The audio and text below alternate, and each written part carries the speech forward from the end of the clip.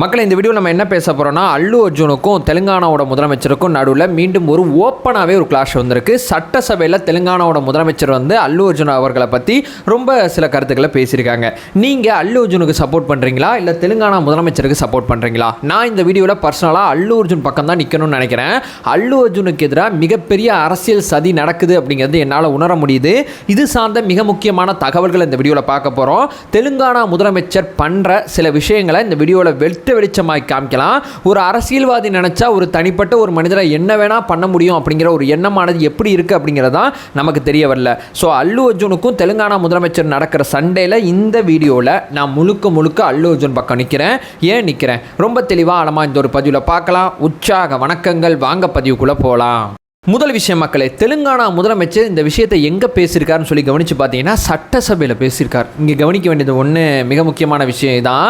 சட்டசபையில் ஏன் பேசுனார்னா, ஓவைசி அப்படிங்கிற ஒரு எம்எல்ஏ ஒருத்தர் இருக்கார் தெலுங்கானாவில். அந்த எம்எல்ஏ கேட்ட கேள்விக்கு பதிலளிக்கும் விதமான சட்டசபையில் தெலுங்கானா முதலமைச்சர் பேசியிருக்காங்க. தெலுங்கானா முதலமைச்சரோட குற்றச்சாட்டை ரொம்ப தெளிவாக எடுத்து பார்த்தா, ரோடு ஷோ, அனுமதி மறுப்பு, வெளியேற மறுப்பு, ஹாஸ்பிட்டல் போகவில்லை அப்படின்னு சொல்லி அல்லு அர்ஜுன் பண்ண குற்றத்துக்கு தண்டனை சார்ந்த விஷயங்களை பேசலை.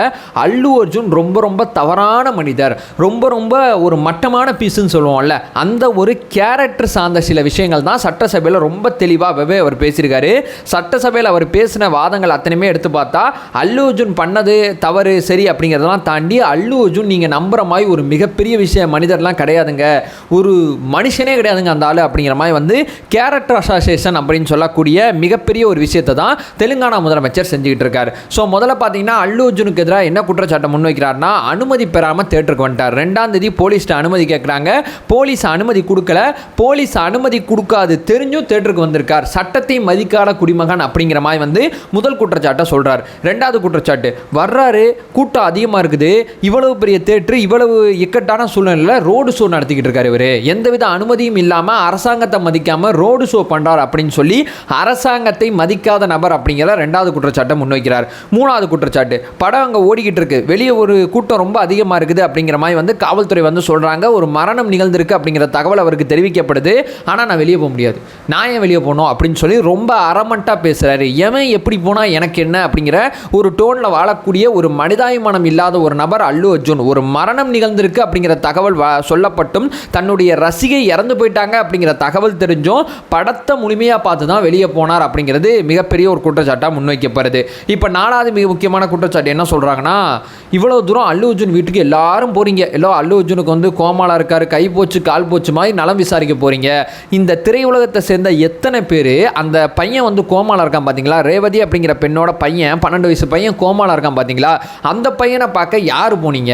யாருமே போல. ஸோ அந்த பையனை கூட அல்லு அர்ஜுனுக்கு பார்க்க நேரம் இல்லை, அந்தளவு பணம் சம்பாதிக்கிற வேலையில் அல்லு அர்ஜுன் இருக்கார் அப்படின்னு சொல்லி அல்லு அர்ஜுன் சம்பந்தப்பட்ட விஷயத்தில் நீதிமன்றம் ஒரு பக்கம் இடைக்கால ஜாமீன் வழங்கியிருக்கு, வழக்கு பதிவு செய்யப்பட்டு இருக்கு, ஒரு பக்கம் கைது நடவடிக்கை எடுத்து ஒரு நாள் முழுக்க சிறையில் வச்சாச்சு, எல்லாமே நடந்து போச்சு. இன்னைக்கு இடைக்கால ஜாமீன் அப்படிங்கிற ஒரு விஷயம் அங்கே நிலுவையில் இருக்குது. அது மட்டும் இல்லாமல் சில கட்டுப்பாடுகளோடு அவர் வெளியே இருக்கார். ஸோ இந்த கட்டுப்பாடுகள்லாம் ஒரு பக்கம் இருக்கும்போது அவருடைய கேரக்டரை முழுக்க தவறான மனிதர் அப்படிங்கிறதான் இங்கே சித்தரிக்க முற்படுறார் தெலுங்கானாவோட முதலமைச்சராக இருக்கக்கூடிய ரேவந்த் ரெட்டி அவர்கள். ஸோ ரேவந்த் ரெட்டி அவர்கள் இந்த விஷயத்தை சட்டசபையில் செஞ்ச பிறகு அல்லு அர்ஜுன் என்ன பண்ணுறாருன்னா, பத்திரிகையாளரை சந்தித்து சில விஷயங்களை தெளிவுபடுத்தார்.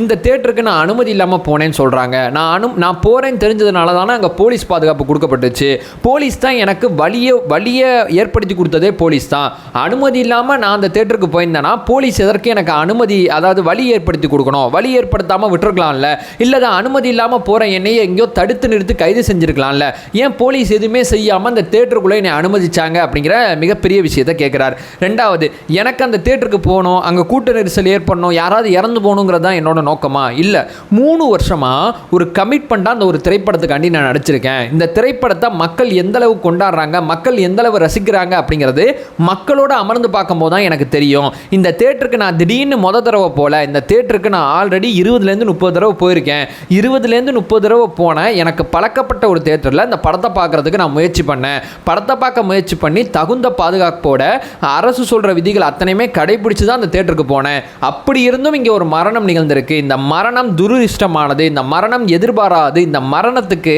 நான் காவல்துறை பாதுகாப்பு தள்ள தெலுங்கானா அரசு சரியில்லை, தேட்டர் நிர்வாகம் அப்படி பண்ணிட்டாங்க இப்படி பண்ணிட்டாங்கன்னு சொல்லி யாரையுமே ப்ளேம் பண்ணுற நான் முழுக்க அந்த மரணம் இயற்கையானது, துரதிர்ஷ்டமானது அப்படின்னு சொல்லி நான் விதி மேலே தான் பழி போடுறேன். ஸோ யாரும் எதிர்பாராத ஒரு மரணம் நிகழ்ந்திருக்கு. இந்த மரணத்தினால் நான் பெரிதும் உடைந்து போயிருக்கேன். இந்த மரணத்துக்கு அப்புறம் அந்த பையன் கோமாவில் இருக்கான், அந்த பையனை ஏன் பார்க்க போக மாட்டுறாங்க அப்படிங்கிற ஒரு கேள்வியை என் மேலே கேட்குறாங்க. அந்த பையனை பார்க்க போவேனான்னு சொன்னதே போலீஸ்காரங்கண்ணா. நீங்கள் அங்கே போனீங்கன்னா தேவையில்லாமல் கூட்டம் கூடும், நீங்கள் போவேனா, எனக்கு ஆலோசனை வழங்கப்பட்டது, அறிவுறுத்தல் வழங்கப்பட்டது, இப்போ எனக்கு பர்மிஷன் கொடுங்க நான் போய் பார்க்குறேன் அப்படின்னு சொல்லி ரொம்ப ஆக்ரோஷமாக தன்னுடைய பத்திரிகையாளர் சந்திப்பில் சில கருத்துக்களை தெரிவிக்கிறார். ஸோ அது மட்டும் இல்லாமல் இந்த இடத்துக்கு நான் சும்மா வரல, 22 வருஷம் நான் உழைத்து இந்த இடத்துக்கு வந்திருக்கேன்.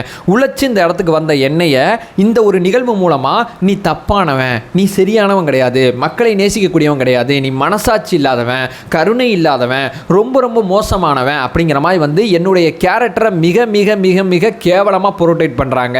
ஸோ இந்த ஒரு விஷயத்தை நான் முழுக்க ஏற்க மாட்டேன், முழுக்க மறுக்கிறேன். நான் அந்த பையனுக்கு என்ன செய்யணுமோ, என்னால் முடிஞ்சளவு என்ன பெஸ்ட்டாக கொடுக்க முடியுமோ அதை நான் பெஸ்ட்டாக கொடுக்குறேன்.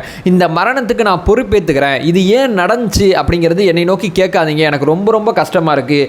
என்னுடைய திரைப்படம் 1500 கோடியை தாண்டி பெரிய லெவலில் இந்தியா முழுக்க சாதனையை படிச்சுக்கிட்டு இருக்கு.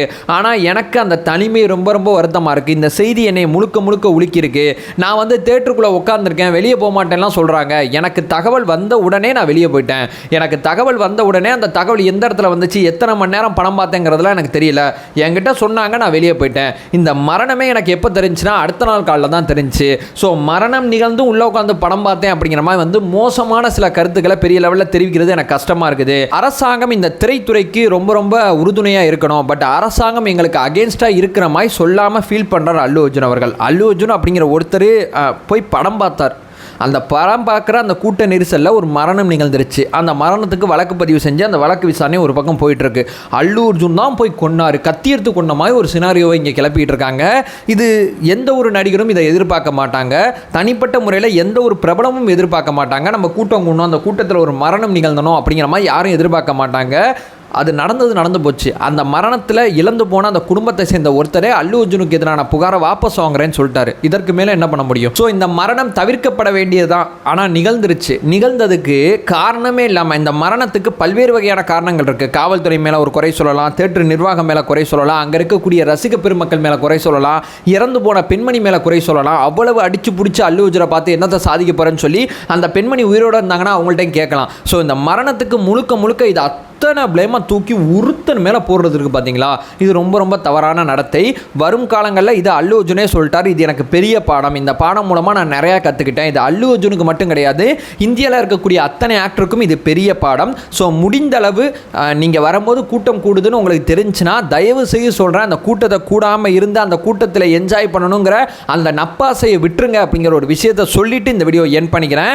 அதற்காண்டி அல்லு அர்ஜுன் தான் மொத்த குற்றச்சாட்டுக்கு காரணம்னு சொல்லி அவருக்கு என்ன தண்டனை, அவர் பண்ண தப்பு என்ன, இந்த தப்பு நடைபெறாமல் இருக்கிறதுக்கு அரசாங்கம் அடுத்தடுத்து எடுத்த நடவடிக்கை என்னங்கிறதெல்லாம் சட்டசபையில் பேசாமல் அல்லு அர்ஜுன் ரொம்ப தவறான மனிதர், கீழ்த்தரமான மனிதர் அப்படிங்கிற வாதத்தை தான் முழுக்க சட்டசபையில் பார்த்தீங்கன்னா ரேவந்த் ரெட்டி அவர்கள் முழுக்க வச்சிருக்காங்க அப்படிங்கிற சில வருத்தத்துக்குரிய சில தகவல்களை சொல்லிட்டு முழுக்க இந்த நிகழ்வில் அல்லு அர்ஜுனுக்கு ஆதரவாக இருப்போம் அப்படிங்கிற ஒரு விஷயத்தை சொல்லிட்டு இந்த வீடியோ என் பண்ணிக்கிறேன்.